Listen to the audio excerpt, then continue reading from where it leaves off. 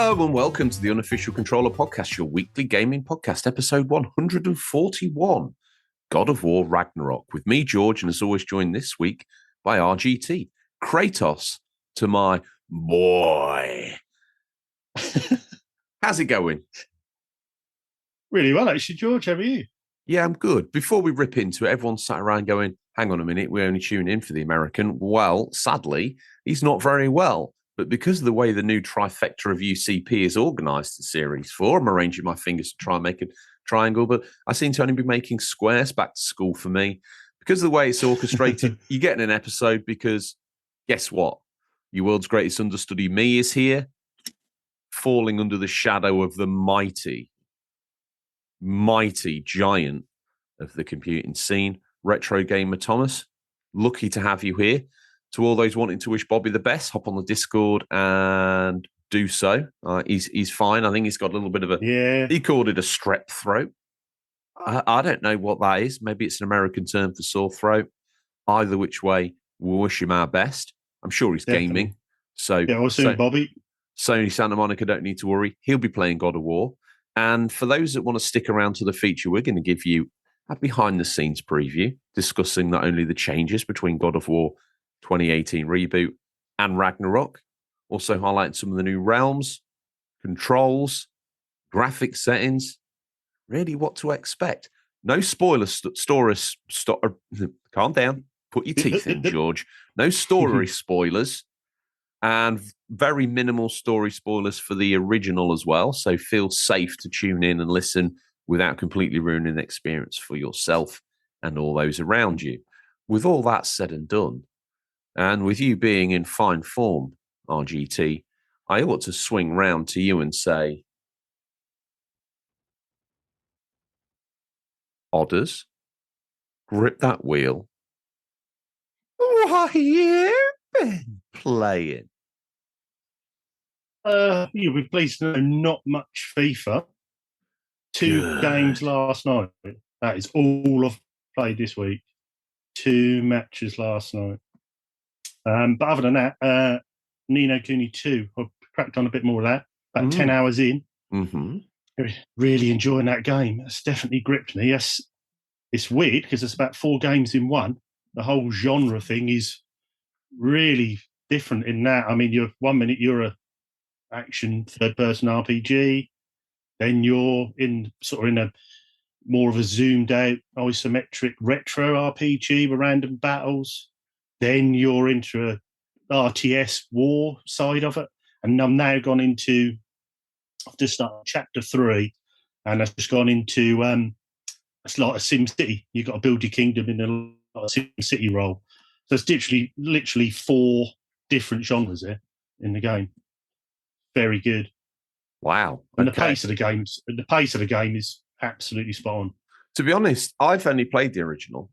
Based on the reviews, the original is seemingly held as the better game. Are you going to dust it off? No doubt you've got it for PS3 unplayed on the shelf behind you. So what made you start with 2?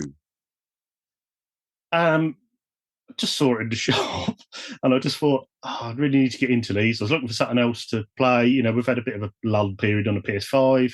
We're looking for PS4 games I haven't dipped into. And I mean, it was cheap. It was literally £5-6. And I thought, well, I'm going to give it a go. And I'm trying, as I keep saying, I'm trying to get into JRPGs and not, because there's so much I haven't played and missed out on. I thought I'll give it a go. When do you think you're going to go full-blown weeb on us? Oh, I don't know. I'm edging my way in gently, and then I'm going to backtrack to some of the classics, I think. Nice. Okay, very good. What else has been on the menu? Well, I'll tell you what I have played. This is my little retro pick of this week, little hidden gem. Hidden gems from RGT, like that opal fruit you found on the back of the settee. It's beautiful. No worries. Note that it was an opal fruit as well, not a starburst, just really showing you the age of said. I don't recognise starburst. I don't recognise Snickers. It's marathons. It's opal fruits. That's how it should be. He's not a man for labels. No. That's why he's in a serious lawsuit right now. Yeah, we digress a bit there. What was that song? I don't know. I'll do a new one every week because my Do a memory. new one every week. Yeah, okay. Opal this, fruits. This one's not actually a game itself. It's actually quite an affordable system. Now, this was lent to me by our good man in the Discord, Digital Mongery. He popped down the shed, had a little look in the week, and he brought along his Evercade. It's the first time I played on one. I've been tempted to dip in. I haven't dipped in because I think there's something else that I will collect for, and they're numbered cartridge cases, so you know what I'm like. I'll have to get them in order, 1, 2, 3, 4, So anyway, he's brought that along, and I'm very impressed. For the money, I'm very impressed with the collection you can get. I mean, if you're someone who's a casual gamer, someone who wants to get into a bit of retro, but only wants to dip in and out, want something affordable, it's very good. The emulation's very good on the screen. Well, I say emulation, they're obviously cartridges, so you've got So wait. Stop me here. As good as this recommendation is, and it's exactly what you're here for, it's the perfect sort of foil. It's the perfect sort of thing. This to me feels like it's starting off at a little bit of a rhythm. So your first ever retro game recommendation, hidden gem, something affordable, something a couple of quid, is the full ever. Yeah. It's a full Evercade system. God knows how many of the cartridges. How much is that going to set somebody back today? If you want the base model starter pack, on the Evercade, it's $59.99. Pounds. Do you know what? I'm actually going to say that's more affordable than I expected. That's actually fair. Yeah, and I think the games at the moment are $17.99. Well, they vary with how many you get on. Some of them have got 15 those gorgeous looking big boxes with the cartridges in. That's only going to set you back $15.99. $17.99. Let's not let a couple of pounds get in between friends. I know we don't normally. So what? Pray tell, what cartridges did you experience? Did you play the latest cartridge? And where does the Evercade Museum experience start and stop currently? Well, the thing I think it's something for everyone. I mean, if you're right back into your 8-bit micros, and you like a bit of the original retro, a bit of platform, a bit of Dizzy, you got the Oliver Twins collection on there. If you like your Atari 2600, 7800, anything around them, Atari Arcade, you got the Atari collection 1 and 2. You've got Data East collection, if you like a few shooters or bits and pieces. I mean, there's something. There's Interplay. What's on the Interplay cart? I'll soon tell you. I've got it here. Hang on. There's 2 Interplays as well. So let's have a look. I'll tell you what's on here. We have on the collection 2, you've got Earthworm Jim 2. You've got, God, I can hardly read these. I need my glasses on.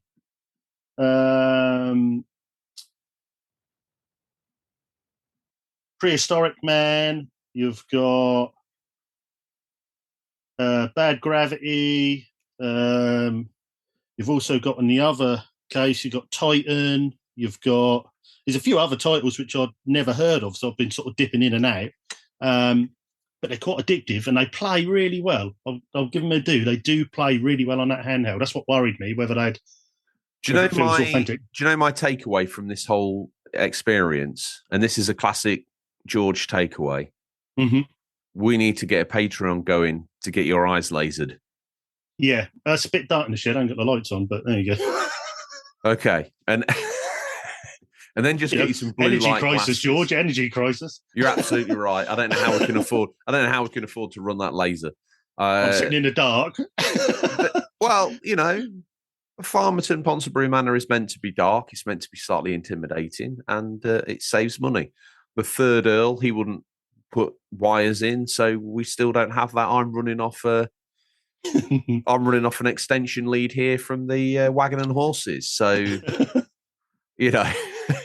we'll make it work somehow. That is amazing. Let's call it there and do you an outro. RGT, he knows how to make you happy. He spends all your pocket money dead quick and snappy. RGT's hidden gem, much like the lettuce, but in 8-bit. I don't know. Probably That's beautiful. That is beautiful. Fell on its. Let's face it, fell on its arse in the outro. don't even look at me. As far as I'm concerned, I didn't just let you down. I let the whole team down. And when you let the whole UCP team down, it's going to be hell in the Discord later, isn't it? To be fair, so I must apologise for that straight off the bat. With that all done, much like your forebear Tom, you didn't think to ask me, so I'll tell you what I've been playing. I don't know how the way celebrities gone to your head so quickly. I was just letting you finish your song. I didn't get a chance to play, to say. But hang on, George, what you been playing? You see the horse in the paddock? Mm-hmm. You see the stable door you've just closed? Yep. It's too late, mate. It's gone. Oh.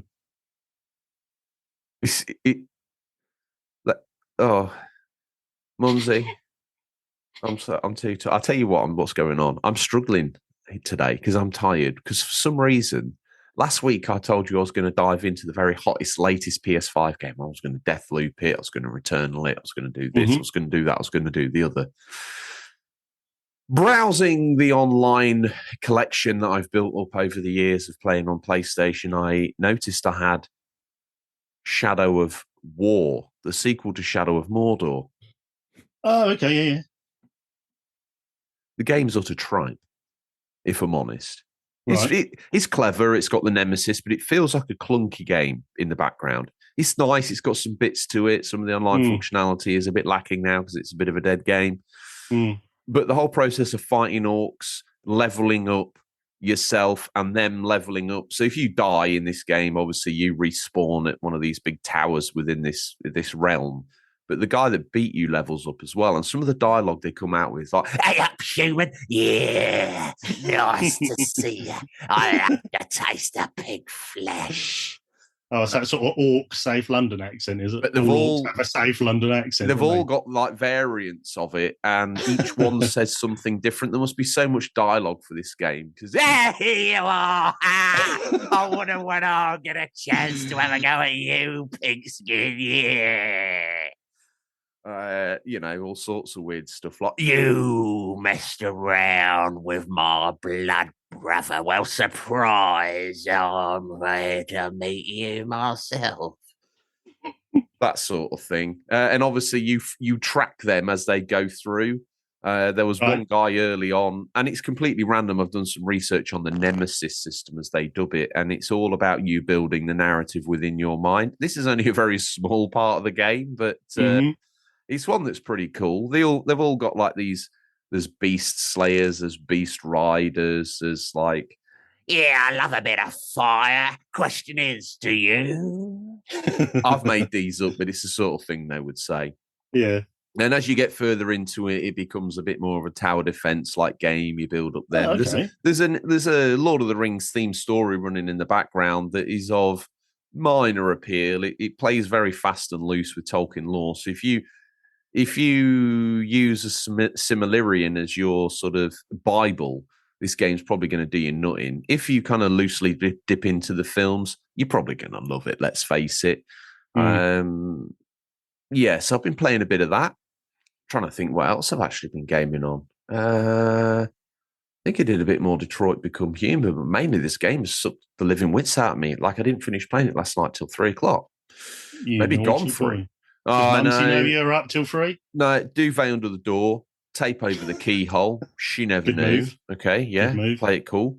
Mm-hmm. Ferris Bueller style tape of me snoring near the door means I'm there doing the whole. Brilliant. Yeah, whether it will survive. How many hours you put in it then? Did you? I don't even want to talk to you about that. More. Oh dear, that's got you. More than I should have done. Mm-hmm. Less than I care to admit. More than I care to admit. Just generally shame. So is it like sort of third person sort of action? Yeah, RPG, it's a third person action RPG. Hack and slash? Yeah, I mean, there's not a lot of detail in the mechanics. You get stats to level you up. You do feel Okay. pretty overpowered from the start. It uses what I would call the Mad Max Batman Arkham engine, where it's square to hit, triangle to counter. The counter window in this game is pretty large as well. You're getting attacked by, large hordes. So it's nice that the window for repelling an attack is quite large, because you can be really deep into a couple of square hits on someone, and then triangle appears on the screen. And the Batman games, that probably resulted in you getting a kidney punch. But in this, you kind of roll your sword backwards and deflect from another angle, and then you can carry on fine. Yeah. And, very early on in the game, I was getting sort of combos of 30, 40, 50 hits. So, I've been north of that now as my character's progressed. And so is that like sort of a visual cue you get for when they're going to attack, and you can press your triangle, is it? And then it literally is triangle on screen. You see it and you press it, much like Batman. Boom, it's done. And you start off, you can suck the life out of these guys, because obviously it's a sequel to a game, so you lose your powers kind of at the beginning, so you get them again loosely and then rebuild. So within that, you can increase or top your health up by sucking the life force out of an orc or other living creature. So there's rats kicking around that you can absorb. Then as you get further into the game, you not only can absorb them, but you can then get them to fight for you. So they will accompany you around these areas, these orc sort of lairs. And then when you get further into the game, you can then start recruiting orc captains to work for you. So then you have this sort of army that you are building at these each different sites. So you have to dominate enough of them, recruit the captain, and then give him underlings as bodyguard. You give yourself a bodyguard. The detail is there. Sometimes it feels a little bit like, do you remember the original sort of Star Wars Battlefront, where it was like, it felt like a load of things that weren't from that game nailed together, like here's the arena, but they tried to do a story mode and you sort of washed you through it. Something tells me, and I've not done the research, this game had a very large component of taking your armies online and leveling them up against other players. And also within the single player story, there's a component to teach you that, and also take you on a bit of a Lord of the Rings journey. It's a nice game. Can see spending hours. Sometimes it looks a bit wonky. Sometimes it looks great. There seems to be I think some of the darker worlds suit it better as well, because I'm currently in this sort of lush green forest area. And as nice as it is, it doesn't feel very Lord of the Ringsy. Without, it's a little bit. For me, I've got like a tropical vibe. The skies are always blue. The trees have like a palm tree vibe to them. It's probably completely not how it is. It's probably set 2 doors down from Frodo Baggins, and I've just completely misread the environmental cues. But that's me. Other than that, I'm trying to think what else I've been playing. I've picked up some bits and bobs. Hellgast Edition Killzone 3, the one with the helmet. It's the first time me talking about my helmet's been acceptable on air. Sly Raccoon, Thieves in Time. And because I'm so buoyed up, I actually bought the original game, Shadow of Mordor, on... and because it's only... I bought it on PS3 and PS4. Why? Who knows or cares at this point? Just go with it, collection reasons. With that all done, I probably ought to confess it's time for the news, I think. Don't you? Oh, yeah. Actually, tell a lie. Bobby gave us an update. Do you want me to give you Bobby's? This is how good Bobby is as a UCP employee. He sent in his homework even though he can't attend. How wonderful is that? Him, yeah, definitely. Let's cover him off. Where are we? Grinder. Yeah, private messages. Yeah, here we go. Okay. He says, Gotham Knights. Playing Gotham Knights with my brother Scott on the PS. Playing Gotham Knights with my brother Scott on the PS. I can't do him justice. There's been some minor glitches, but nothing game-breaking or progress-stopping. There are plenty of enemy types of all 4 heroes play completely differently. All characters level up the main character you choose, various suit and gadget combos as well. All characters have also got different dialogue when they're faced with similar situations. Graphically, it looks just as good as Arkham Knight, despite being released 7 years later. I think that's a bit of a backwards stab, but I'm sure he could fill us more in on that. Combat is challenging. Also, various ways you can take down the enemies. Some of the family cutscenes are a bit eye-rolling, but overall, I'm still enjoying it. Last of Us Part 1 got to the 3rd chapter, and it's just so beautiful and brutal at the same time. Really flows together with Part 2 now. Definitely worth picking up for new fans or on sale for older fans. Comes in with this, Crisis Wing. He bought this on sale for $5 and he enjoyed this old school bullet hell shoot 'em up. Nothing special at all, really, just a straightforward shoot 'em up. Also became his 271st platinum. 271. He says, if you want, you can update the fans. Lol. At the end of the day, they're only here to find out what Bobby's playing.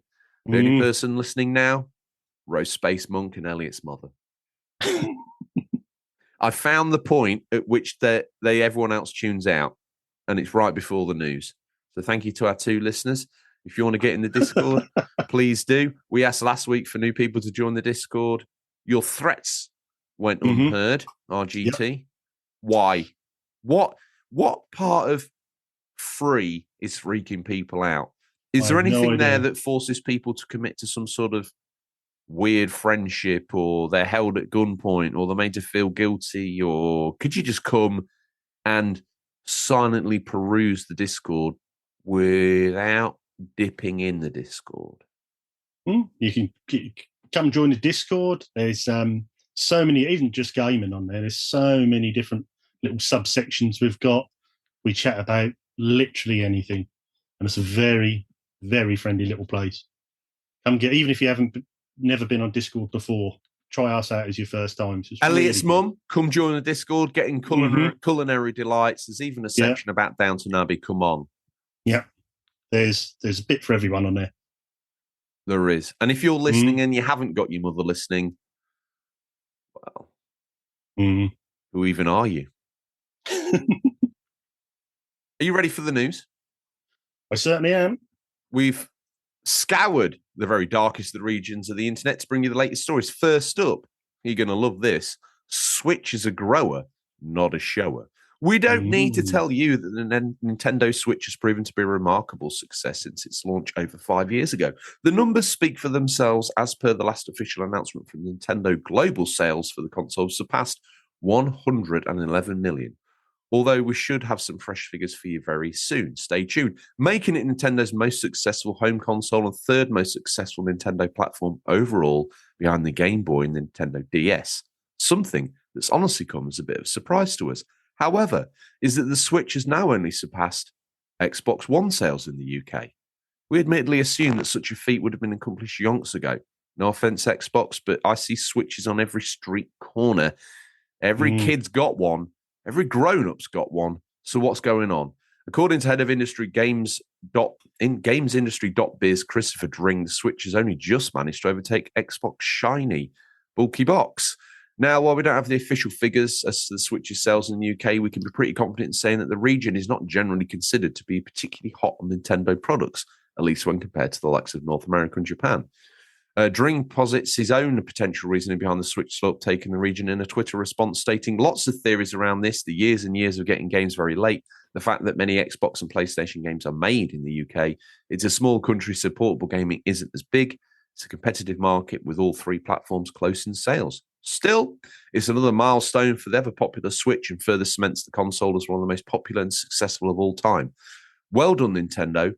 And what do you make of this latest milestone for Switch? Do you think it will surpass the Game Boy and DS in terms of total sales? Let us know in the Discord. Now, this surprised me because every week in, week out, we see a stat saying how Switch is outselling PS5, it's outselling PS4, it's outselling Series X and S, it's outselling itself, it's outselling its own shadow. Yet, I think this is probably more of a bit of a buoy up for the Xbox. Done remarkably well there. And in a console that is often hailed as not doing that well, the fact that Switch has only just passed it, I think actually suggests it did slightly better than everybody else. Switch has been out for a long time now and has been firing sustained heavy hit after heavy hit after heavy hit in the charts. If your kid wants a console, you're going to buy a PlayStation 4, PlayStation 5, Xbox One, Series X or S? Probably not if they're of a certain age. You're going to get them a Switch, and you're going to get them Paw Patrol. No brainer. That does surprise me as well because of the different variations you've got. You've got your Switch Lite, you've got your OLED, you've got your standard Switch. So there's something for everyone now. I mean, even if you don't want it as your main console, you can pick up the Switch Lite and still play. And with those variations, that surprised me, really. Yeah. I mean, it proves how popular the Xbox One was. Exactly. And probably still seems to be because, they do keep the consoles hanging around for a little bit post. There's still stock to get burnt through, isn't there? So, yeah. Anyway, next bit of news, RGT, what you got for us, friend? Stay with us. We'll be right back. Do you like video games, podcasts, and reminiscing? I'm actor, video game writer, and total sweetie pie, Connor Savage McCabe, and on each episode of Call Me By Your Game, I sit down with a guest for an intimate look at a special game from their past. Did you and your dad beat Spyro the Dragon over the holidays? Or was Halo 4 the one thing that united your roommates during your senior year of college? Stories like these are what Call Me By Your Game is about. From video game content creator Janet Garcia to Hades voice actor Courtney Vinay's, I interview wonderful comedians and game industry friends about these memories. Check us out wherever you get your podcasts, and maybe someday you'll call me by your game.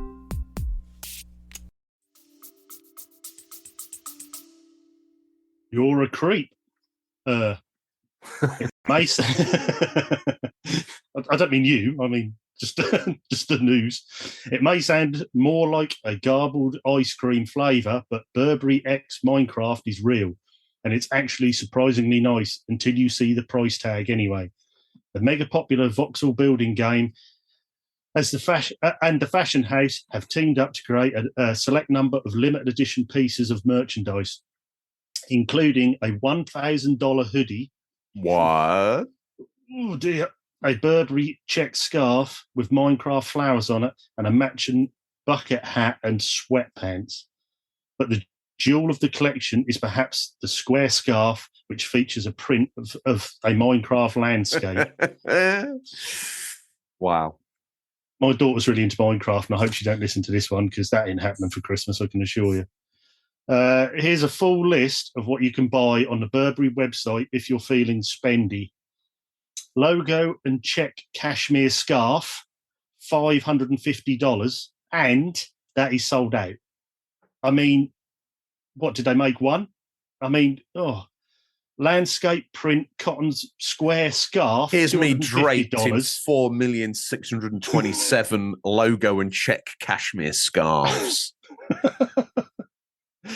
Yeah, so that's $250 coming soon. Logo cotton gabardine bucket hat, $530. A mere sniff. Monogram motif print cotton hoodie, $1,000. Yeah, we'll get one each. The RGTs, yeah, we'll get 3 of those. Yeah, make sure you do. Just sell a car, obviously, to fund it, but we'll get 3. Yeah. Monogram motif Waterloo trench coat. That's all right, this one, George. It's only $2,990. This is the one I'm gunning for. Yeah, I'll wear that for work, just a little work coat. Embroidered floral cotton jogging pants, £720. Well, they aren't going to be in Primark, are they? For those of you who bulk at buying any item of clothing over $25, we feel you. But we're not only totally left out of this left field venture, because Mojang has announced a new free DLC called Burberry. Oh, it's free, is it? I thought that'd be $1,000 as well. But No. No. Freedom to Go Beyond, which is set in an alternative reality version of London that has been taken over by an evil force called the Nexus. You'll have to restore it back to its natural state by travelling to a number of realms, reviving nature guardians and freeing animals. There are also 15 free, I might add, Burberry skins to choose from, some of which reference the real-life merch. Yeah, good one. You got kids crazing for a $2,900 trench coat for Christmas. So it's almost all the Neo wannabes who exist in a strange Minecraft Matrix crossover. They're gagging for that. Yeah. So almost like you're wearing it. To download the free DLC, head to the Minecraft Marketplace. The collaboration is also being celebrated with a $100,000 donation to Conservation International, a charity concerned with habitat conservation, forest protection and restoration, and Indigenous support. Players who also donate to Conservation International before the 31st December 2022 will receive a free 5 Burberry-themed character accessory pack for Minecraft, including sunglasses, a cap, and a backpack. Wow. That's, that's a lot of money. Yeah, and a strange link. That's a strange link I find between those two. I have no idea what's going on, but had to include it. Some of those prices are for the clientele they're aimed at. One could argue they're pretty obscene, actually. Yeah, ridiculous. One of them had sold out. I know, probably because it's one of the cheaper items. But the free DLC is always well met. We'll take that. Yeah. But of all the people for them to hook up with, if you want a Minecraft onesie, if you want a Minecraft hat, T-shirt, whatever, they normally got you back. Maybe they feel they need some more high-end gear. I don't know. I don't know what person who's into Minecraft was like, do you know what? I would wear this tat. I would wear this tat. And don't forget, even the UCP has Minecraft merchandise from our playthrough that we did all that time ago of the game on YouTube. If you've not seen it, watch for it. It's brilliant. It's never too late, is it? No, never too late. It's probably one of the most gripping series you'll ever see in your life. More deaths than the first day of the song. Don't ask questions. Okay, but I played through it without dying once. That's a sign of a pro player. And that's why you need merch. Do you need this Burberry merch? Someone's buying it.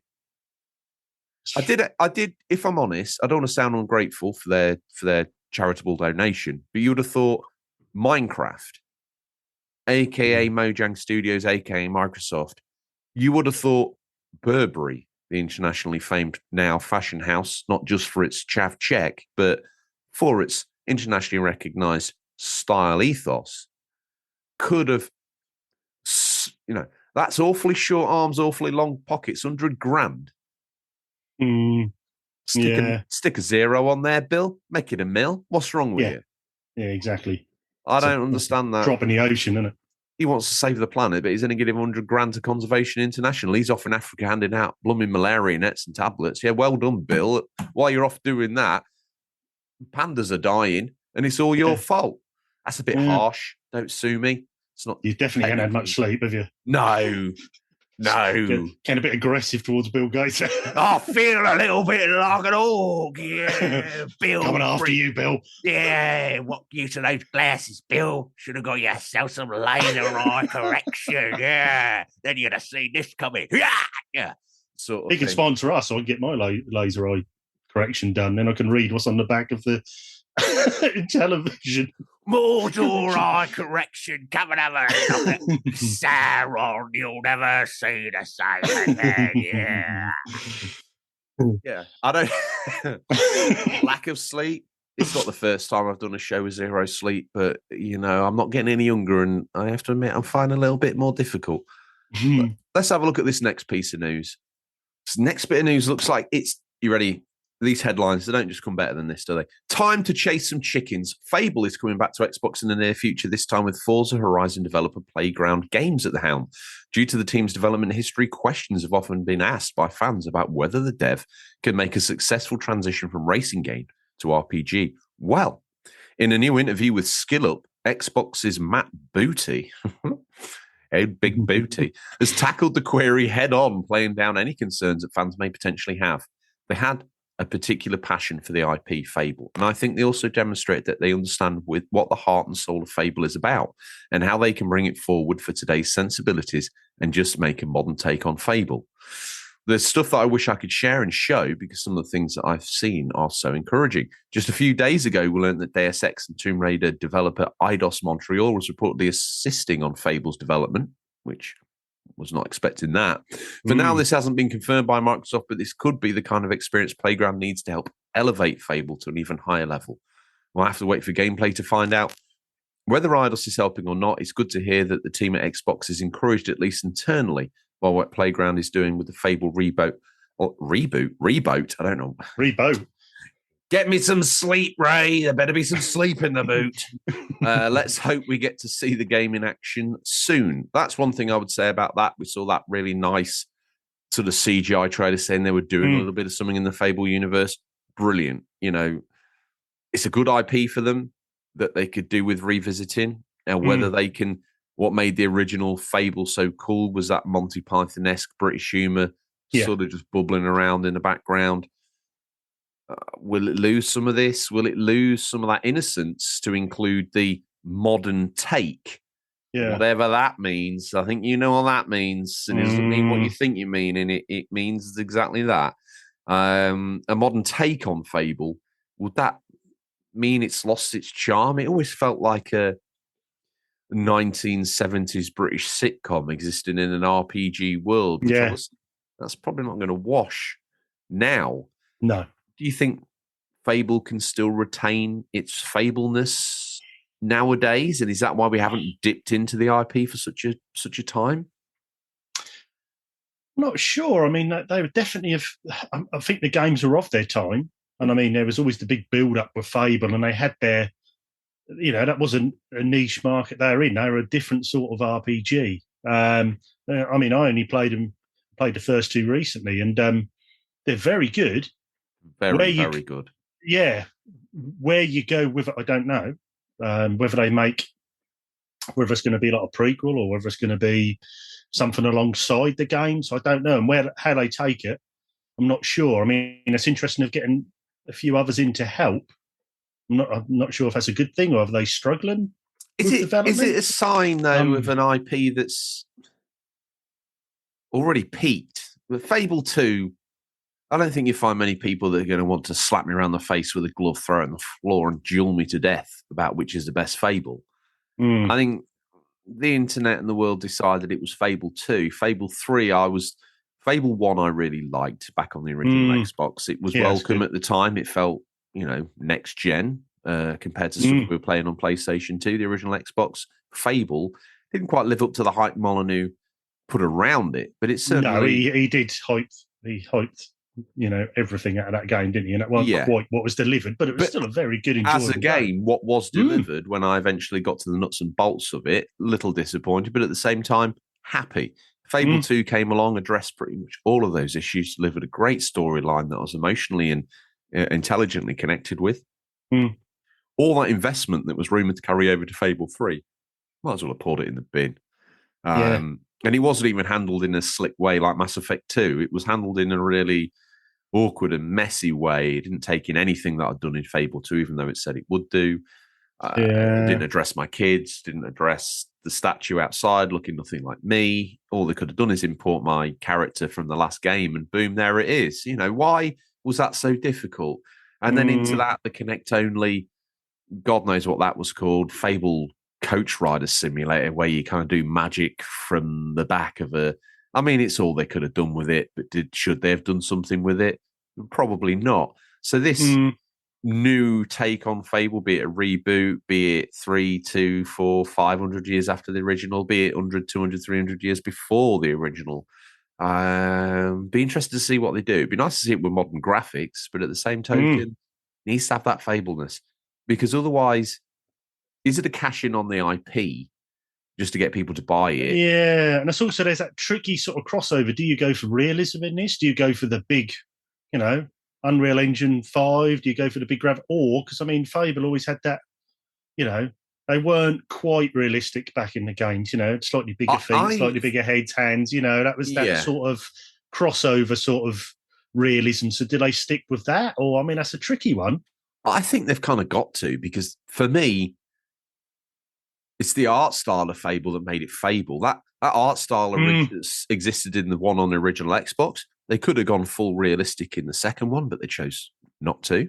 And then obviously continued that for 3. To move away from that now to go full skin and hair textures and follicles and things like that, I think would be maybe a misstep. But what do I know? Those that don't know podcasts, those that do make games. I just bizarrely there's a lot of fans, whether they've played the game or not. There's a lot of people behind this game that have an opinion that are waiting for this game. I just hope they can deliver.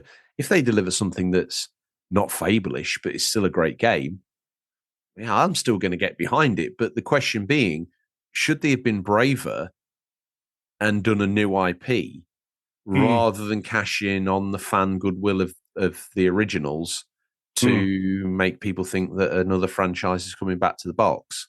Yeah. I don't know. That's a difficult situation. It definitely is. Could they do with a new IP? Yeah. Could do, couldn't they? They could do. I mean, and as something, that's under their wing, as an exclusive, and I think at the moment there's for all systems, there's not a lot of exclusives coming out. So I mean, if they nail that and get a really good game, even if they keep it so the old fans enjoy it, it's got that Fableness to it. But enough to bring the new people in who are new to Xbox, so it's a new adventure for them. I think it could be a big successful game for Microsoft and Xbox. Yeah, I think so. And, I think they need this to work. Let's face it, they've got bags of money. They don't really need to have anything work, really, in the short term. But playing that exclusives game, as they did when they announced the acquisition of all those studios, and then obviously played the teaser reel of all the games that they had, really, they were working on, Fable being one of them, that elicited a very positive response from the audience in life and online. Yeah, one would imagine, they've got a banger on their hands, but they could have play it right. They could have a 10 out of 10 game. Play it wrong, they could have another 6 to 7 out of 10 game, and they're not bad games. But one would imagine Microsoft are looking for that 10 out of 10 exclusive, that reason, to set all those studios up or to refinance all those studios to and also if you get a 10 out of 10 game, you drop that straight on Games Pass. That's what they want. They want a big 10 out of 10 game dropped on Games Pass. Suddenly you've got however many more people then signing up to it. Yeah, and that's what they want, that big banger on there. And that would, to me, that would be massive justification.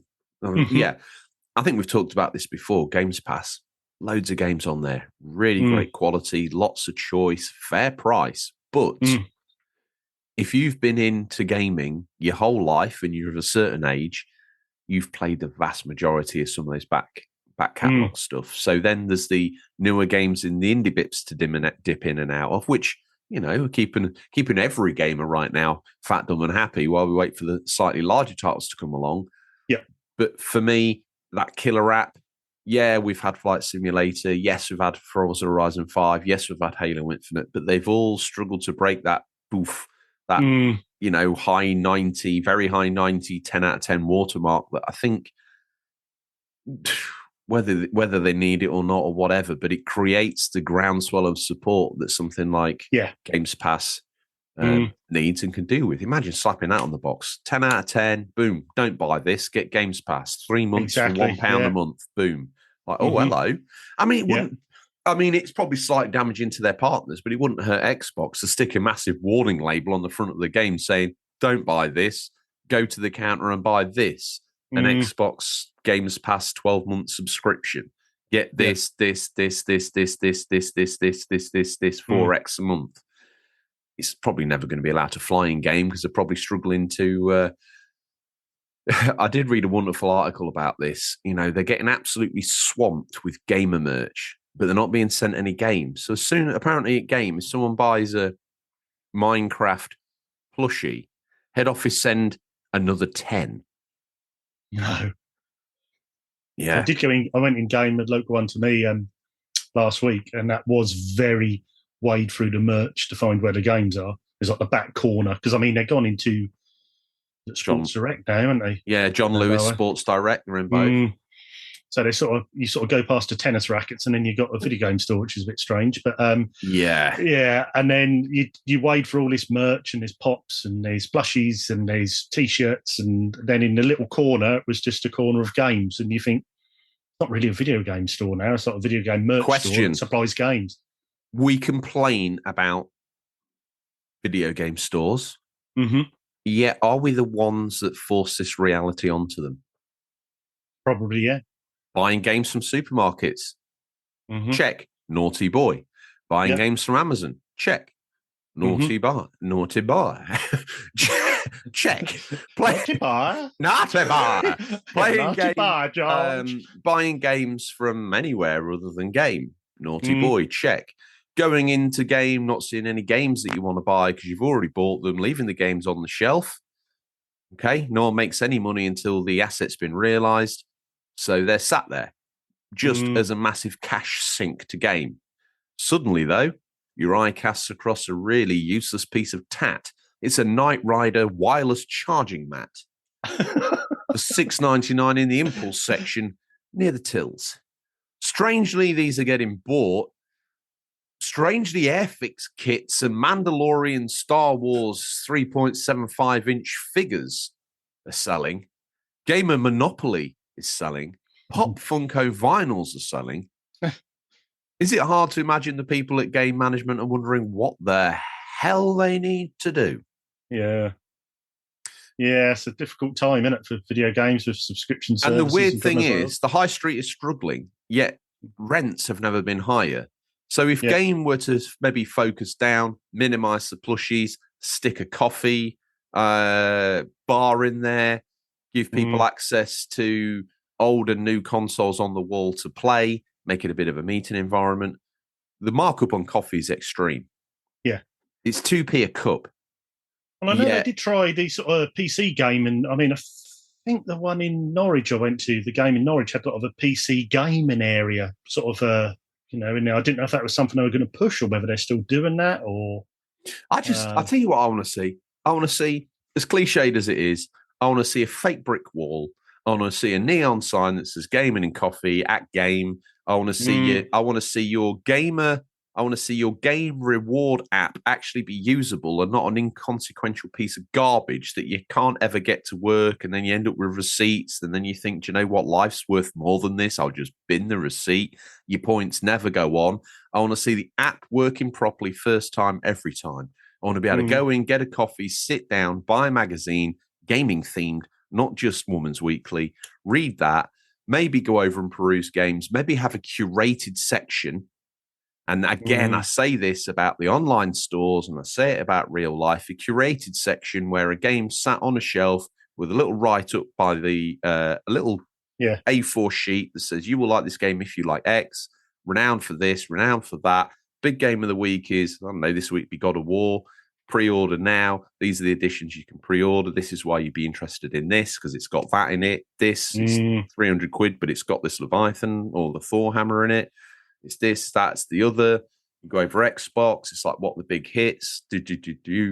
Selling Games Pass, selling the vouchers, selling everything. So they've got at least some skin in the game of having some relevance in the digital world. And then they've tried it before, but why not try it again? A selection of retro consoles and titles. Someone like Games probably got a warehouse somewhere in Dagenham full of all the tap they pumped out years ago that they couldn't, I don't know what to do with Mega Drive games. Boom, actually, just sit on them. Just sit on them. Surprised they stopped the 360 and PS3s. I mean, they nipped them in the bud quite early on, and I thought, well, still a market there for them, surely. You say that, but go stand in CEX and see how many people go there and actually buy a title, bring it to the counter and pay for it. A lot of people bring those titles in to realise cash. They can buy PS5 games or drugs, but, Yeah, I said it. Yeah, I don't know. We've gone from one ramble about Fable into something else, but, that's what this show's about. It's opinionated chat. Last bit of news, I believe. I believe it's you. Yeah. You've looked better. Mate, I know I've not had a lot of sleep, but that's savage. No, that's the title. I'm not saying you've looked better. I have. You do look shattered, I'll give you that. Do I? Yeah. What's wrong? Yeah, never seen an orc before.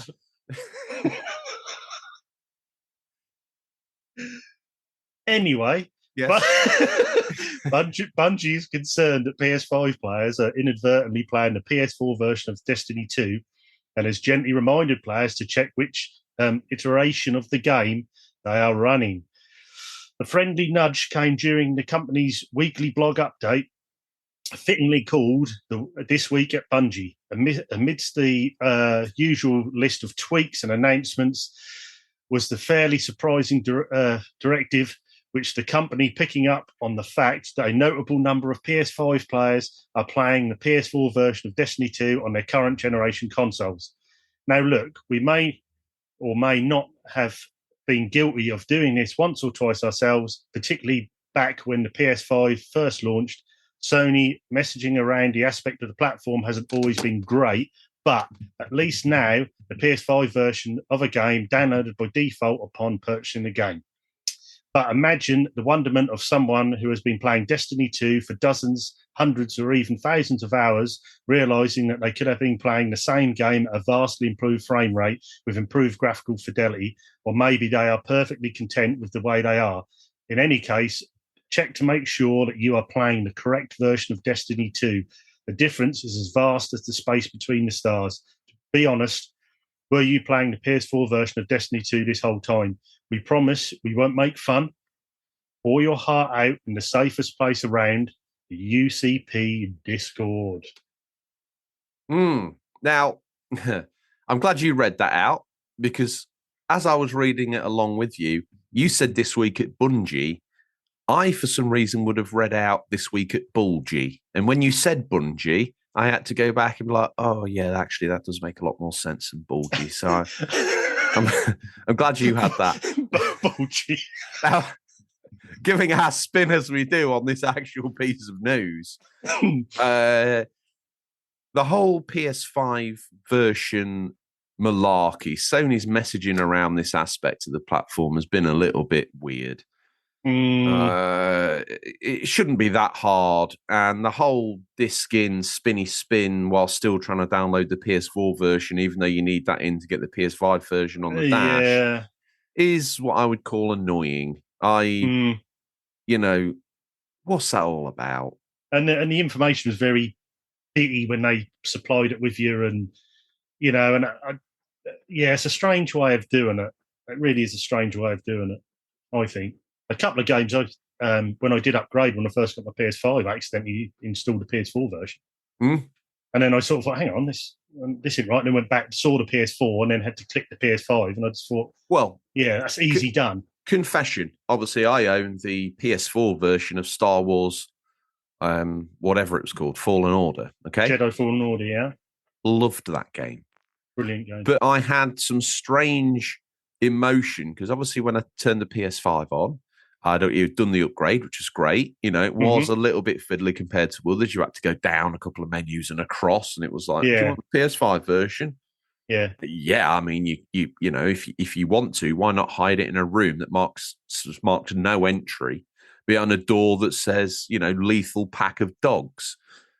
That's how I feel PS5 upgrades for PS4 games are handled in the majority.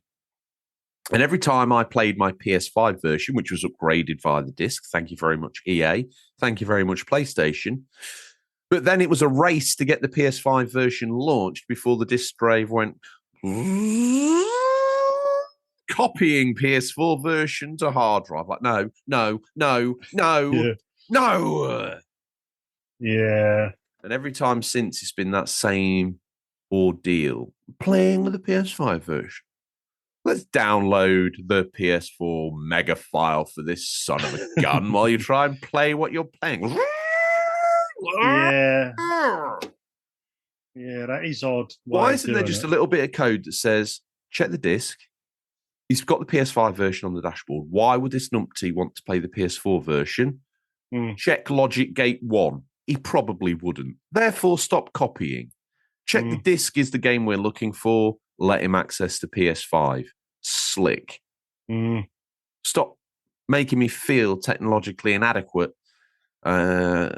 Just sort it out, Sony. It was a strange sort of turnover period, wasn't it, with this, you know, last gen, next gen. The thing is, it still exists. It's not like something that was a memory from 2 years ago and they've sorted it all out and it's slicker than a grease weasel on a piece of glass.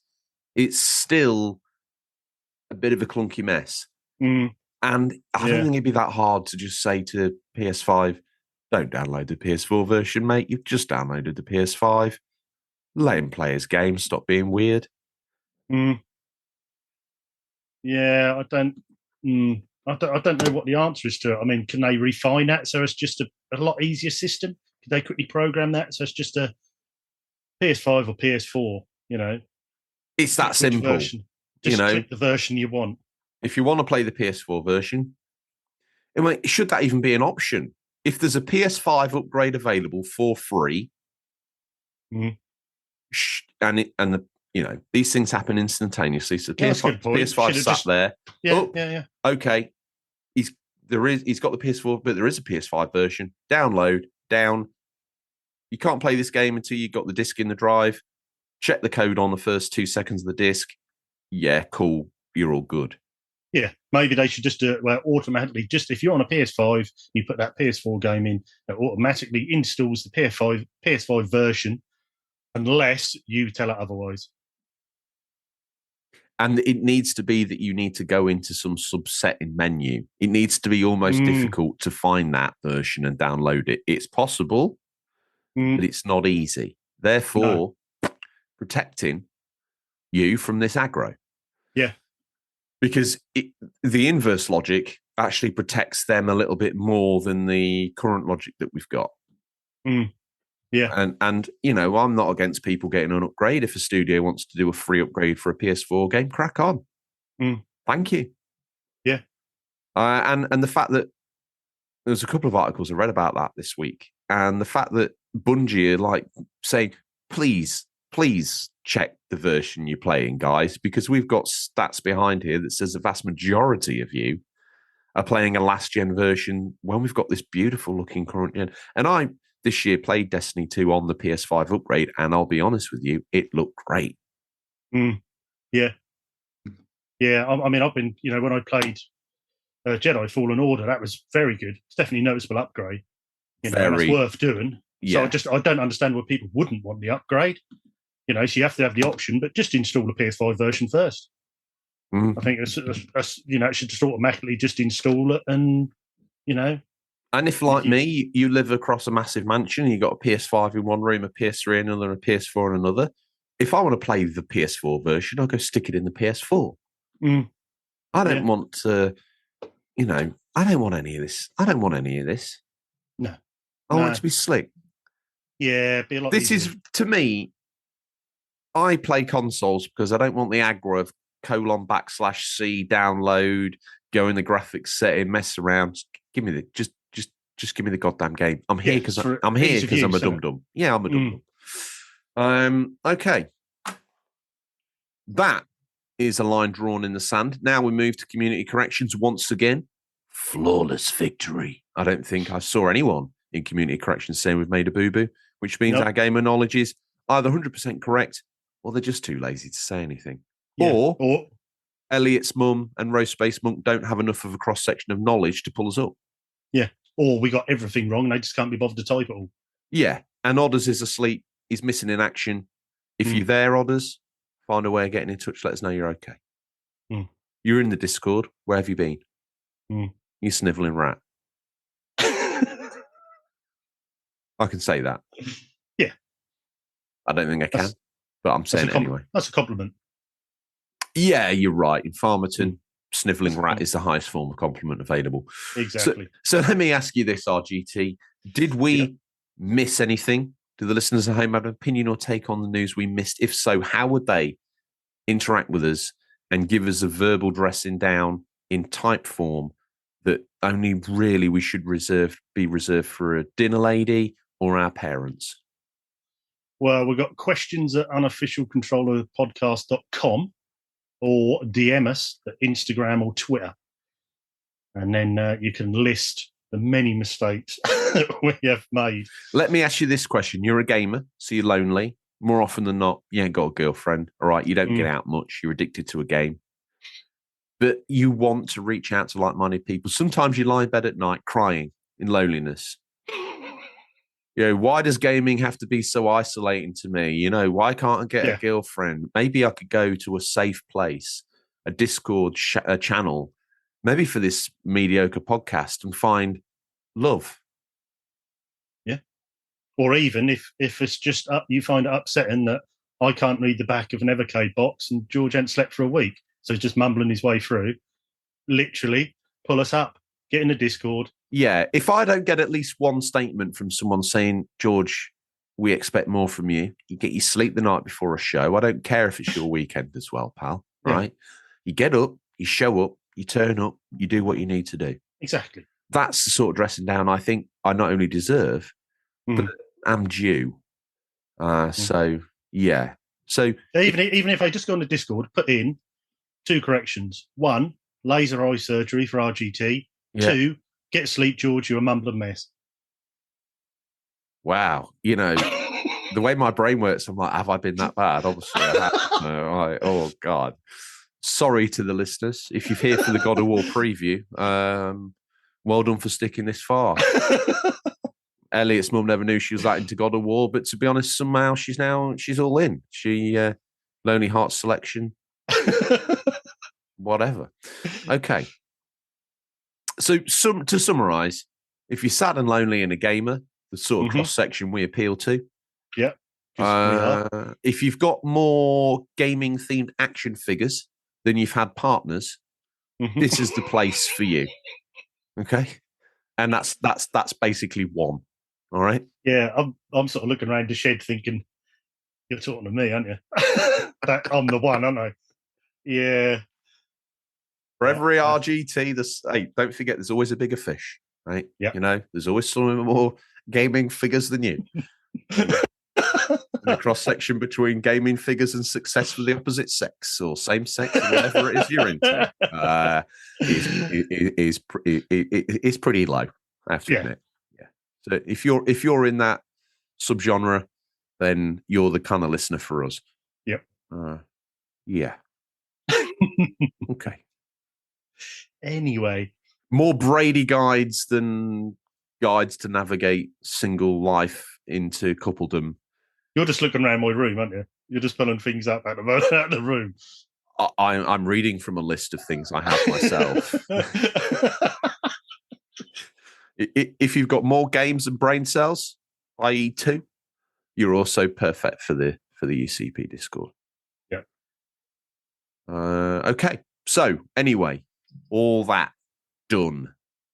Knife drawn. News. Intros. What we've been playing.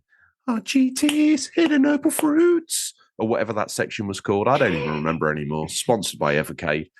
Evercade sounds like someone who would make an energy drink.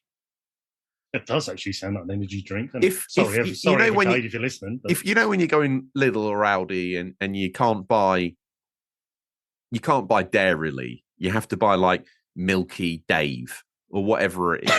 You know, you can't buy Lenore. It's like Lenoir or something like that. It looks the same, smells the same. It is the same. Yeah. I don't know where that was going. It was building towards Evercade. I think you were probably going that. It sounds like Lucas. Oh yeah, Evercade. Yeah. It sounds like Lidl's other version energy of Drinks, Gamerade, Lucasade, Evercade. Yeah. Well, it's actually a couple of bottles of Arctic Horse and Evercade, Mumsy. Will you? Well, actually made by a company called Blaze, which also sounds like a cheap energy drink. Again, the cross section of people that listen to this show, they're into Everglades. They're into blazing. I don't know what that means. Not what you said, but it certainly is. Yeah, you go back to CX people again, aren't you? If you're into all these things, if you're not in the Discord, what's wrong with you? Yeah. Well, I mean, just generally. And if you are in the Discord, what's wrong with you? Yeah. Oh, God.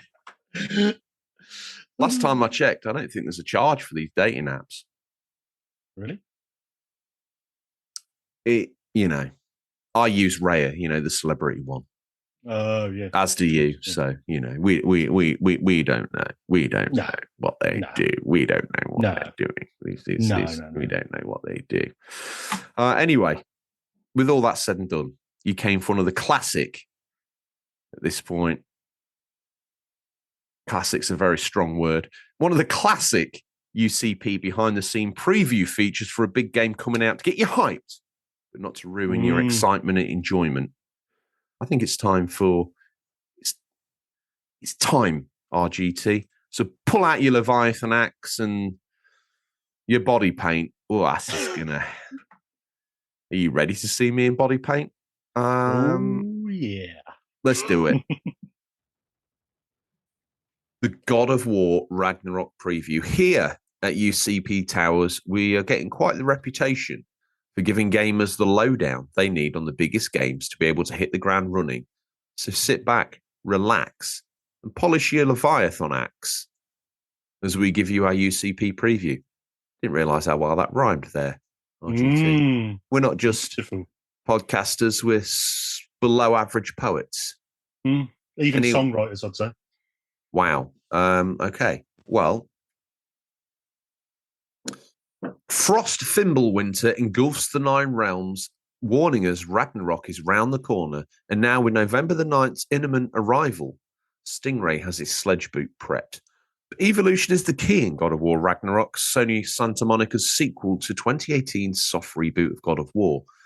God of War 2018 wasn't a small game, intimate and more personal than the previous Greek-based games, but not adverse to swinging into massive-scale set pieces, chatting with a huge world serpent, fighting a dragon, and a battle with a giant zombie. Before we go any further, RGT, have you played 2018 Reboot? Didn't finish it. I have played it, but that's after Ni no Kuni. It's definitely my next game, I think. So I want to play that through complete before I get onto Ragnarok. I had every intention of replaying it. I've played it and beaten it the first time around, enjoying it when I was, but obviously with Wednesday fast approaching, one would imagine that's not going to happen. But you know, we're still banging out a preview for you heroes, and I'm going to be playing this day and date. So, as always with the UCP, we don't shill to the big companies. We don't floss with any of their company press statements. We put our own money down. And that means more to you than me saying, oh, Car Mechanic Simulator got a free code, 10 out of 10 game, best game you've ever seen in your life. It's got no credence. No, judge it fairly when you paid for it. Yes, this is exactly what we aim to do. But ending on that massive zombie, along comes Ragnarok, and the sweeping epic tale from Norse mythology really grows some legs, not only in narrative, but also bringing back some of the out there scenes that Kratos veterans and new recruits are going to be blown away by. What about the original God of War games? Are you schooled in those, or also did they pass you by? I haven't played all of them. I played a couple of them on PS2, and I have. I've got one on PSP to play when I fixed my PSP after the screen incident. Did you investigate how much a screen was for that? I know this isn't the preview everyone came for, but I want to talk about PSP right now, and it's our show, and we're talking about PSP. I haven't yet, but I will be looking into it. He did worry me a bit with the springy version of it flying out of the console. What version of the PSP have you got? 3000. That's a far better bit of kit. So there's probably space for the components inside of there.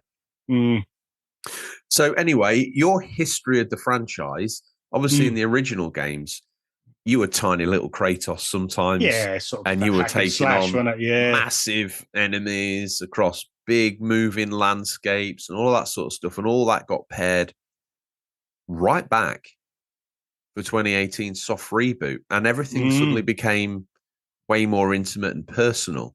How do you think that kind of changed the narrative for you? Yeah, I really liked it. I mean, it's a bit similar to what we were saying about Fable, where they're going to head with that. You know, they took a risk, they took it down that different route. You know, very more, you know, a good story, good cutscenes, that more. Not open world, but you know, you're linear and a bit more freedom of what to do as you go through. And I think they nailed it with that.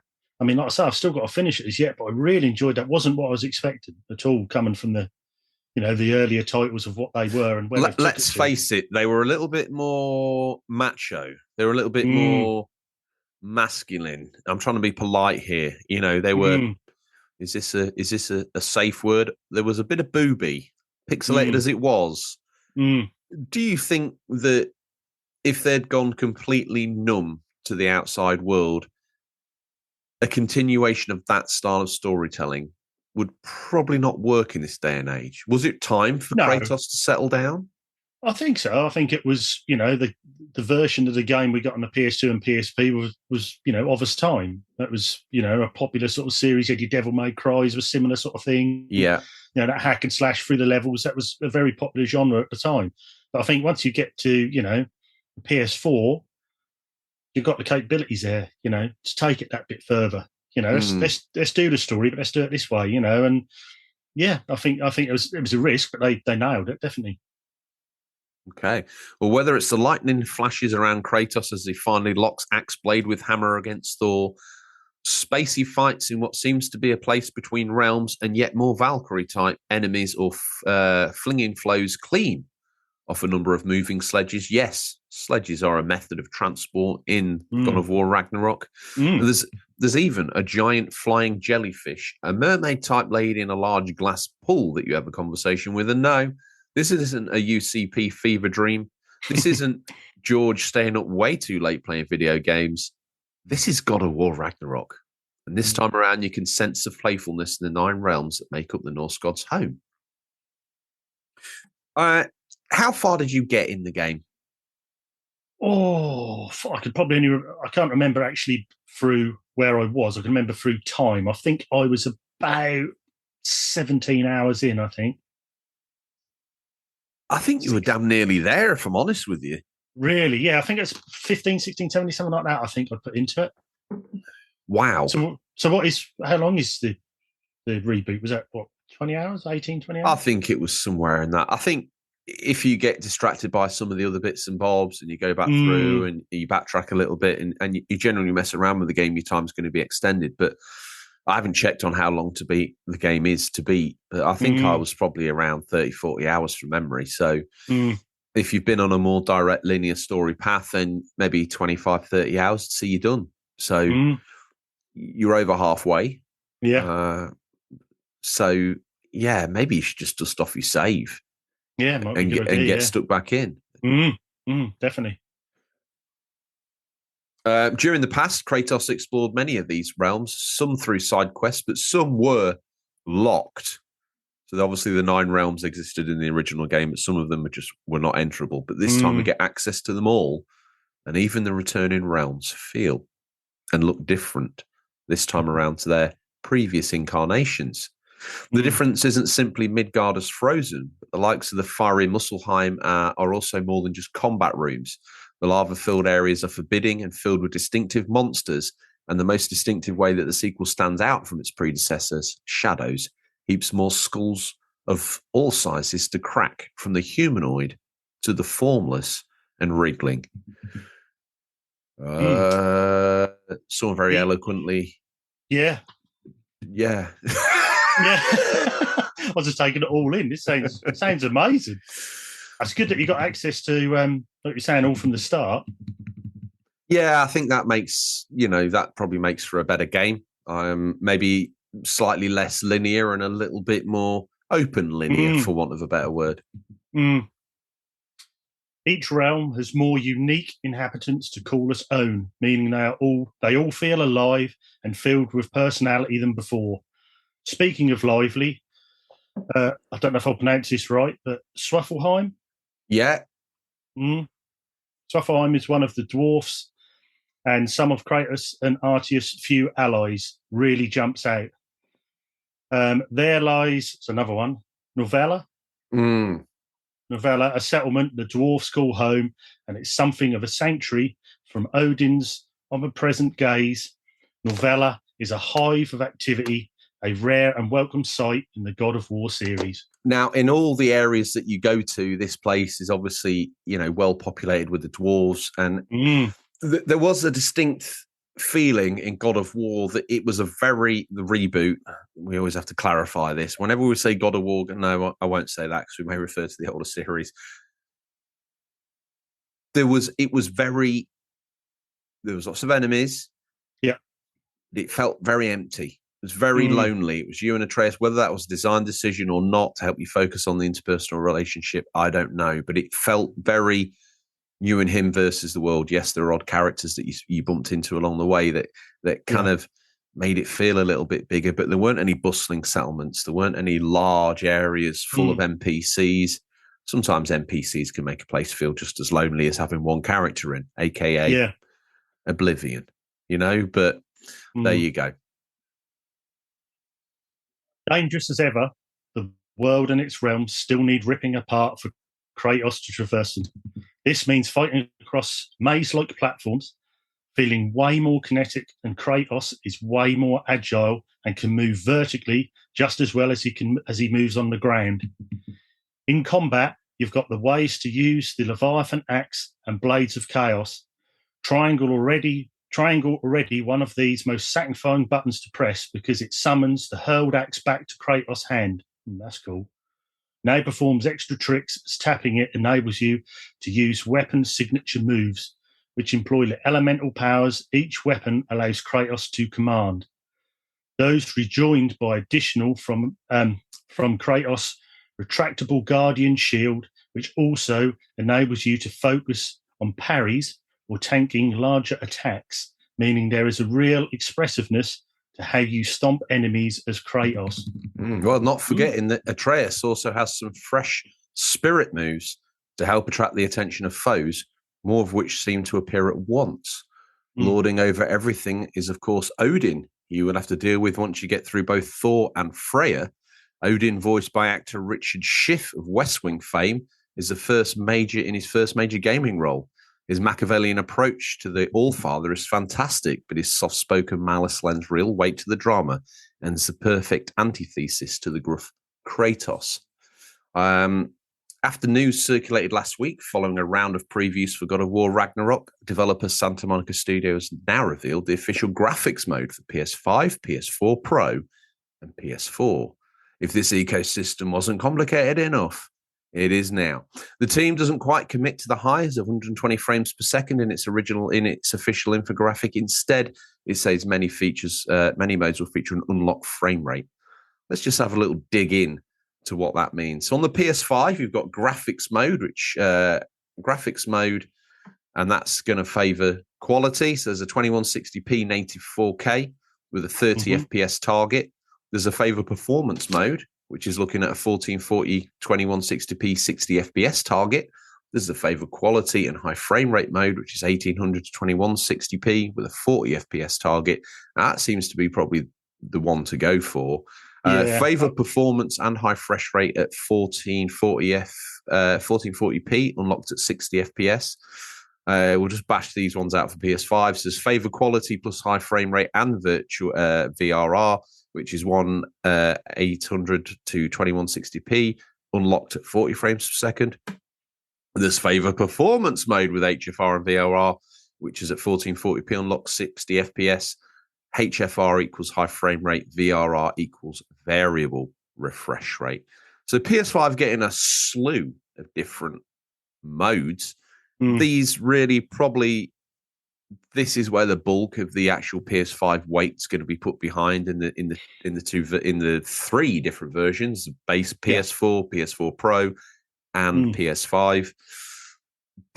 All being said, running on PS5 in a favor quality mode at native 4K, yes, it's a PS4 game, but she looks good. Yeah, she looks, and I think really good. With the action, the high action rate of this game, I think you've got to go for that middle ground. You hit your 60 FPS and get that favourable rate, so you've got decent graphics as well. What I mentioned before is, I think Ratchet and Clank came out with this 40 FPS, unlock 40 FPS mode, which was a nice balance between 30 and 60. Obviously, it sits quite fairly in the middle. I don't need to be a hero at maths to tell you that. But it gave you almost the best of both worlds. It gave you those startlingly crisp 4K visuals, but it also gave you a frame rate that didn't feel like it was stuck in the Middle Ages. So last thing you want with high action games is a noticeable drop. You don't want little frame stutters or drops. If it's smooth both ways, then that's the way to play it. Tell me about the PS4 Pro graphics mode, RGT, good sir.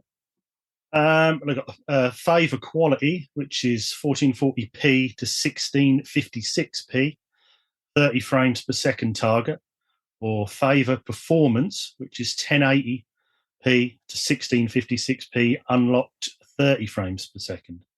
And then on the PS4, God of War Ragnarok offers you a graphics mode, resolution, frame rate, but that's all going to come through at 1080p with a 30 FPS target. So the aged box still supported, still swinging for the stands, but we're seeing a radical drop off as we go. Did they see something in that? Or, if you've got a PS4, you're not going to be disappointed by this game. It's going to look pretty much like the 2018 reboot did. But if you've got a Pro or a PS5, you're going to really see these things singing. It's not going to melt the PS5, but you're starting to look really good on there. I don't think this is a step on from Spider-Man and Miles Morales, that's for sure. While we're at it, if you want to make your experience a little bit more themed, a bit like one of the former hosts of the show, he's got to buy the theme tune, write the theme tune, sing the theme tune, sit in the T-shirt singing the theme tune. Don't forget you can add a little bit more style to your axe swing and pick up that limited edition PS5 DualSense controller that's going to help you rep the Leviathan vibe in style. There's also multiple versions of this coming out, one of which our co-host has got the Jontnar edition, the big bad boy with the thorax in it. Not the thorax, as in the waist of the wasp, as in Thor's axe. Yeah, that does look good.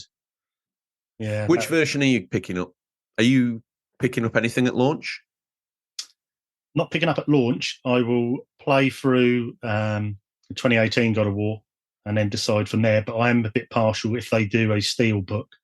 Yeah. Now, my thing that I have looked for, and someone's going to come up now and say it's a flip-flop edition, George, why don't you just pre-order that? I like to get the Sony exclusives with the Dark Horse art book, a Steelbook in a card slip. Okay, yeah. Can't find one for God of War. Oh. Got one for Horizon. Great. Double box. Looks nice.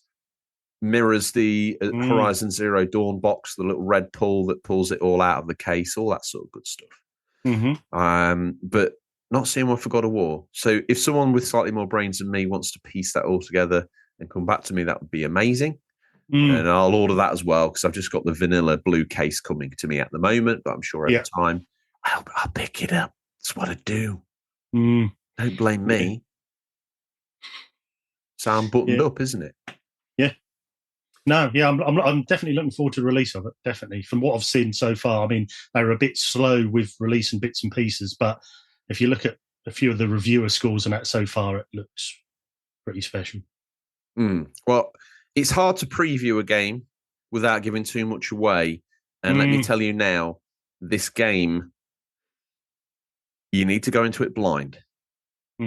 So this is about as much as we can get away with without ruining it. Because some of the twists and turns in this, listen, just buckle up, sit down, get ready for one of the best experiences you've had. If you like the original, this just picks it up, raises it a notch. Just when you think you know what's happening in the game, flips it on its head.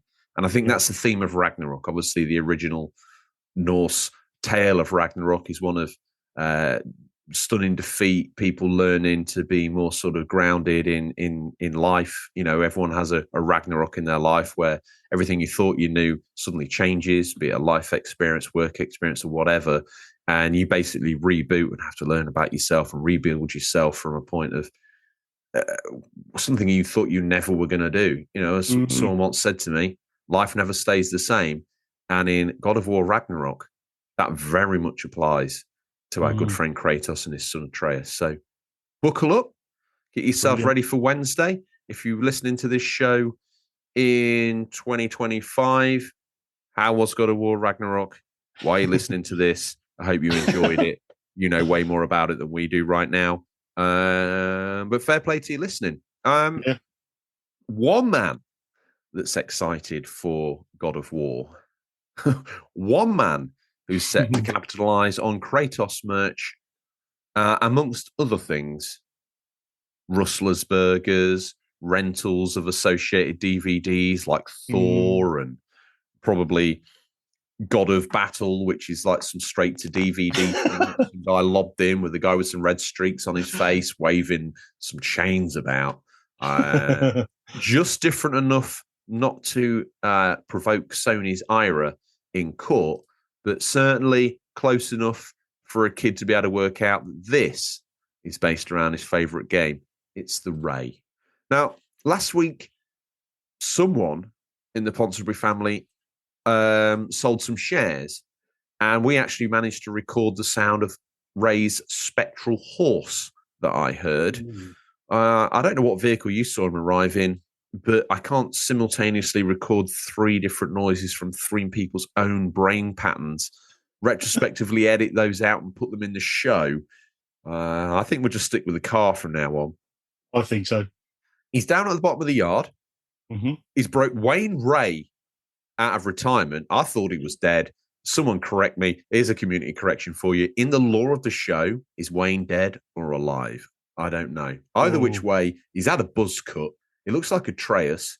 He's got a kid's bow and arrow on his back. Here he comes. It's time for a peek in what we affectionately call Stingray's boot, what's nestled between some counterfeit nappies and a dodgy copy of Battlefriendle this week. These are the new release highlights for the week, November 7th to November 13th, 2022. Listeners, these are out digital or physical, or will be by the time this podcast is in your feed, but could be. Oh, they could be, sir. They could be region dependent. Spring stop. Wow. I'm seeing the sledge. He sounded like a car. Ray's got out. I've never noticed his chest being so big and hulking before, and the blonde mullet has been replaced by a zero blade buzz cut. And it looks like his wife has gone back in with the Bic and fully scalped Ray. Are you seeing this, or are you seeing something completely different? I'm seeing sort of a slightly smaller Kratos with a Lambert and Butler. And he looks, he does look good. I mean, it's going to sell a few copies out of his boot. He's putting the effort in. He's putting the effort in. I've never noticed how strangely engrossing his nipples are before. I'm more worried about Wayne with that bow and arrow, because he's going to have someone's eye out with that in a minute.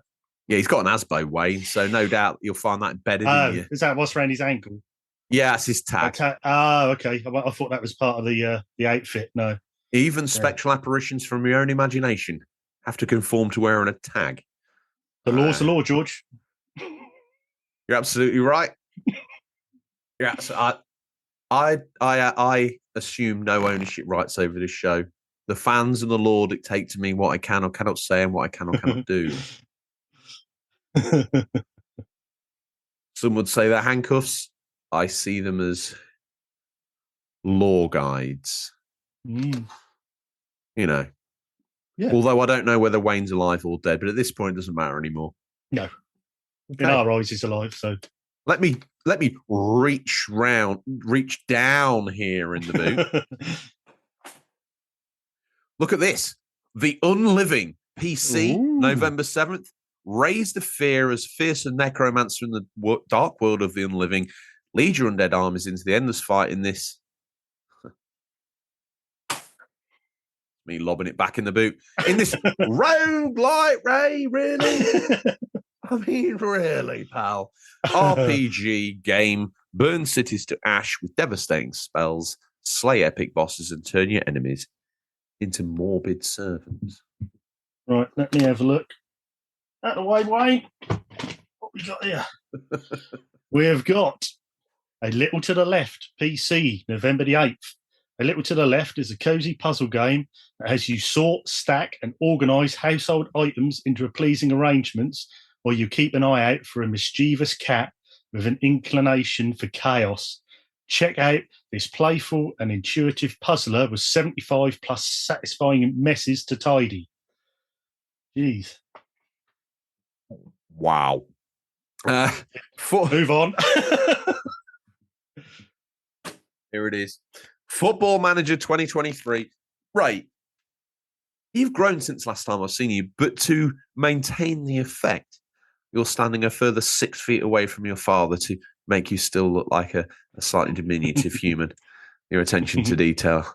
Atreus is second to none. Football Manager 2023 out on PS5, Xbox Series X, Xbox One, PC, Switch, Stadia, and CFAX coming November 8th. Upgrade your managerial game with new levels of authenticity and immersion in Football Manager 23. Your journey towards football in glory awaits. I tell you what, this next one, I mean, they've gone all in on the blurb. Yeah, I was going to say it's my mummy, especially with this amazing text they've put here. It's incredible. They're really selling it, aren't they? Hang on, yeah. Have a look. There you go. I've got it. That's Sonic Frontiers, PC, PS5, Xbox Series of Consoles, PS4, Xbox One, Switch, November the 8th. Experience Sonic like never before. That's it. Exclamation mark. Yeah. Wow. What have we got here? Oh, we got it early. That's why we like the Ray. We got it. I'm still paying full price for it, but we got it early. It's got a War Ragnarok coming out on the PS5 to PS4 and put it in upside down, smear a little bit of toothpaste in the disc tray. It's going to work on your PS2 and 1 as well. November 9th, a father and son. Okay. A father and son gather allies across 9 realms as enemy Norse gods prepare for war, explore stunning mythical landscapes, and battle fearsome Norse gods and monsters. Do you know what? It's brand new. Okay. Still sealed. I just threw it on the ground because that's what nonchalant celebrity podcasters do. They take something of value and they desecrate it in front of you to showcase wealth and strength. Exactly. Next, I'm going to fill. Show of wealth. I'm going to fill a swimming pool with all beasts because that's how I separate myself from the mortals. That's how you roll. God of War Ragnarok, this broken case on the floor is my mummy. Mm-hmm. Thank you, Sony Santa Monica, for that. Thanks for the early release. Let's have a look in here. Hang on, what we got? We've got City Bus Manager, PC, November the 10th. Build your own bus depot from scratch and create your personal bus routes in City Bus Manager. Play your own hometown or famous city in the world with real map data. Buy buses, maintain them, take care of your staff, and lead your own bus company to become the number one in town. Slick.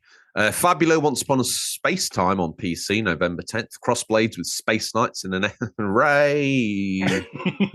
Really, Ray? I know you're the show, but really? It's an epic roguelike where the futuristic and the medieval collide. Battle, loot, and upgrade your way across the galaxy. Sounds good. Lunastus, PC, Switch, November 10th. Lunastus is a linear 3D platformer that is heavily inspired by the 32-bit era of yesteryear. Follow Hannah and Tanuki on her adventure. I think of that when you play a fox or similar, a cat, maybe a ginger cat. I don't really know, but all these games are starting to get a little bit samey, tuning, whatever else. Like, come on, guys. If you want to do a Zelda clone, Police Simulator Patrol Officers. This is a real cross-section of gamer. PS5, Xbox Series X, PS4, and Xbox One, November 10th. Welcome to Brighton. It's the American Brighton, so just chill out. Join the police force for this fictitious American city and experience the day-to-day life of a police officer. Shadow of the Guild, PC, November 10th. Side-scroll and beat 'em up with an epic story. You are Yoran, an assassin with powerful skills of a mage and a warrior combined. Attack from the shadows, cast powerful spells, and destroy your enemies with powerful strikes. Wow, okay. Hidden through... you take Hidden Through Time, because the other one is actually going to be my other mummy. Okay. Hidden Through Time, Definitive Edition, PS4, Switch, November the 11th. Hidden Through Time is a cute game of hide and seek with objects scattered throughout the wonderful history of our world. Use cryptic hints to discover every secret as you explore the colourful hand-drawn levels. Find enough objects to advance to the next stage and make your way through all 4 great ages. Tactics Ogre Reborn. I'm going to have this as my supplementary mummy. It's on the PC, PS5, PS4, and Switch, November the 11th, based on the 2010 release. The game features improved graphics and sound, as well as an updated games design. bringing to life a new Tactics Ogre that remains true to its roots. Tactics Ogre veterans will experience a game that surpasses their fondest memories while playing players new to Tax Ogre. Tax Ogre is a game where other ogres, you come for your money, have you, Tax Ogre, will discover a game unlike any they've ever played. Reborn and deeper than ever, the game enables players to immerse themselves in the world and intrigue of Tactics Ogre like never before. Also coming out, Tax Ogre, Shadow of Mordor, November the 11th, DLC. You thought you could keep all that money for yourself? Well, you were wrong, pigskin. Okay, with that slip up done and covered up, Ray disappeared faster than he appeared, but with a small crackle of lightning and that smell of petrichor, the smell of damp soil you normally get after rain. Those that know the way the show works out, and much love to Elliot's mum and Roast Space Monk and Boba Loba, it's time for me to ask you what you're hoping to play, RGT. More Nino Kuni 2. I'm going to crack on with that. And since all this God of War talk, I'm really, really tempted to go back to my save and try and get that done. And then Do it. Yeah, and then I think end of next week I'm probably going to order Ragnarok. I think and get on with that. And I'll also I'll get another opal fruit ready for next week. I don't know, but that's the new name. Okay, Midget Gems, opal fruits. It's the way it evolved. It just naturally happened. Definitely. What about you, George? What are you hoping to play? I'm hoping to play. A little bit. Some God of War. Obviously, we've got Ray's version here. It's probably going to transpire to be a fake cover with the PS2 version in the box. So it'd probably take me about 6 hours of continuous play before I realise I'm not playing what I thought I was playing. Classic Ray move. After that, I'll wait for the proper game to arrive, and I'll play and thoroughly enjoy that. Give you my thoughts on it next Saturday.